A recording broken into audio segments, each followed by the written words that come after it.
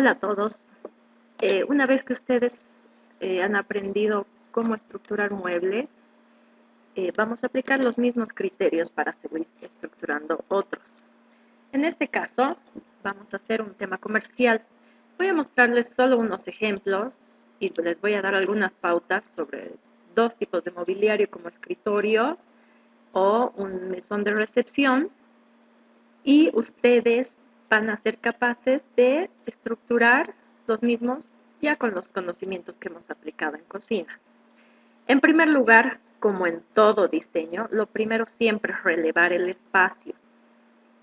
Si nosotros vamos a poner un escritorio, sabemos, bueno, depende del caso, probablemente si es de un estudiante de colegio o algo, no requiera grandes temas como electricidad o tal vez una lámpara o algún enchufe simple.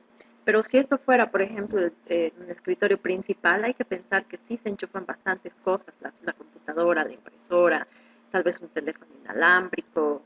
Entonces, el relevar el espacio también me da estas pautas, porque si yo voy a diseñar mi mueble y tiene que ir una computadora y no tengo un enchufe cerca, tengo que también intervenir en el espacio y resolver estos problemas. Entonces, una vez que yo relevo el espacio y ya sé las proporciones de mi escritorio, de qué tamaño puede ser, dónde hay electricidad, dónde están mis requerimientos, tengo que entrevistarme también con el usuario. El usuario va a decirme lo que necesita, si guarda muchos papeles o solo necesita unas repisas o necesita cajones para guardar files, etc. Todo esto va a condicionar el diseño del mobiliario. Una vez que tengo esto cumplido, el siguiente paso es definir el diseño. Yo al definir el diseño también voy a definir los materiales y a su vez estos van a darme las pautas de cómo lo voy a estructurar.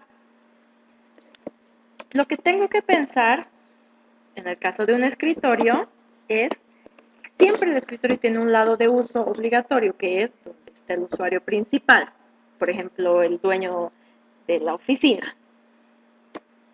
Pero en algunos casos puede que este escritorio tenga espacio para dos usuarios.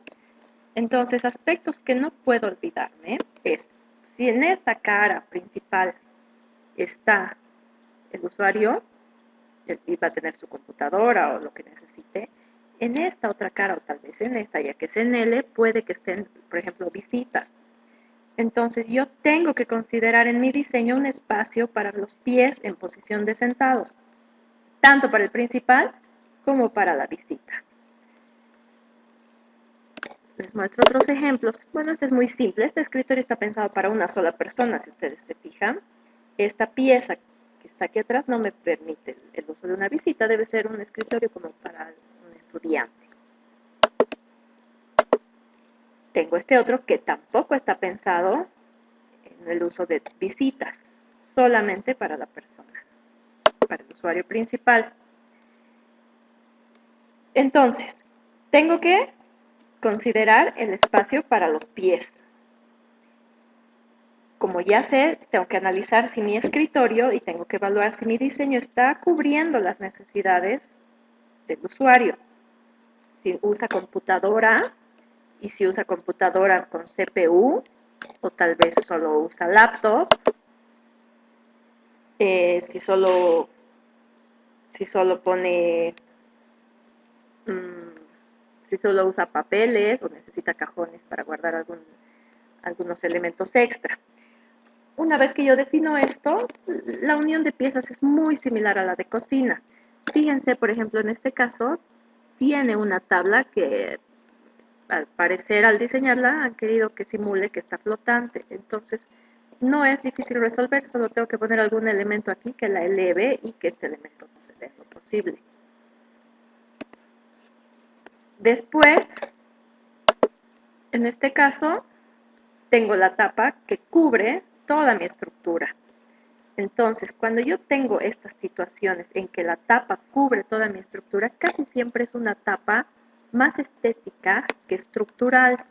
yo igual tendría que estructurar todas las otras partes, tendría que hacer pasar unos travesaños de repente en estos sectores, similares a la barra de armar, porque esto tiene que estructurarse solo, y la tapa es solo una tapa. Yo podría sacarla y el mueble no debería caerse, no debería pasarle nada. Si se fijan, esta tapa, que es la tapa principal, es solo una tapa. Esta cajonera tiene su propia tapa y su propia estructura, y este otro mueble lo propio. Ahora, si nosotros tomamos en cuenta muebles de recepción, el concepto es bastante similar, pero cumple dos usos. Casi siempre yo tengo que pensar en que un usuario trabaja de sentado, que es el usuario principal, y otro usuario va a estar parado al otro lado. Entonces las alturas de mi mueble van a ser diferentes por ambas caras y yo tengo que tratar ambas caras. Esta parte interna puede ser la secretaria y esta parte externa las visitas. Entonces, en ambos casos, ¿qué tengo que considerar? La persona que vaya sentada tiene que tener dónde poner los pies estando sentada. Si es un mueble largo como este, tiene que poder desplazarse de un lado a otro sin que tenga obstrucciones para realizar este movimiento. La persona que esté aquí parada tiene que tener dónde poner los pies estando parada. Entonces, este zócalo, por ejemplo, tendría que recorrer. Ahora, ¿qué vaya a poner a mi mueble? ¿Qué diseño por ejemplo, este es una tipo repisa de vidrio? ¿Cuántos cajones? O no necesito cajones, necesito puertas. Todo esto solo va a responder según el tipo de usuario que tengamos. Aquí les muestro otro ejemplo, pero ambos cumplen. Todos estos datos ustedes pueden sacarlos según la ergonomía de las personas.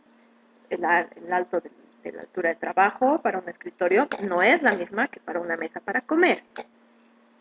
¿Y cuánto necesita una persona parada y qué actividades puede realizar? La persona seguramente puede usar la computadora, puede escribir en papeles, puede desplazarse de un lado a otro, y la persona que esté parada tal vez firmar algún papel, dejar algún sobre o recoger algún sobre. Entonces este espacio no necesita ser profundo. Probablemente con unos 20, exagerando 30 centímetros sea suficiente.